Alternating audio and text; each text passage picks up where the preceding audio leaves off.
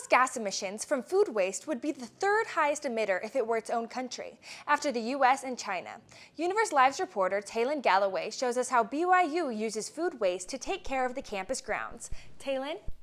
What happens to all the food we don't eat?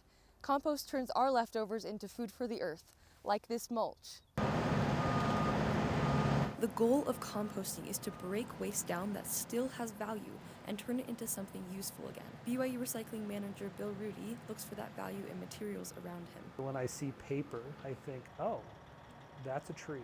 And if we recycle the paper, then that tree that I'm thinking of can stay out there in the woods. Food waste from BYU travels to these recycling facilities. Machines first grind up plant clippings and food scraps. That mixture moves to the sifting machine that pulls out unwanted items from the fine mulch end product.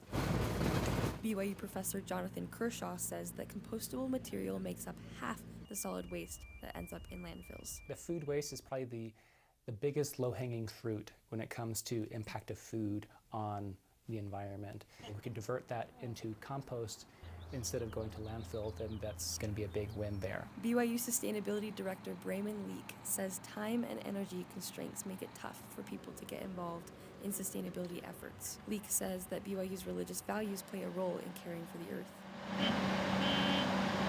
I cannot step outside of my office and see the mountains and not feel grateful. Rudy says taking care of people and the environment is worth the campus community's time and effort. We're asking people to put in a little bit more effort because convenience is not a gospel principle. BYU Sustainability says students can help by picking one thing they can do consistently to be more intentional about waste. Reporting for Universe Live in Provo, I'm Taylin Galloway. Thanks, Taylin. Those recycling facilities turn out about 6 to 8 mulch piles every year.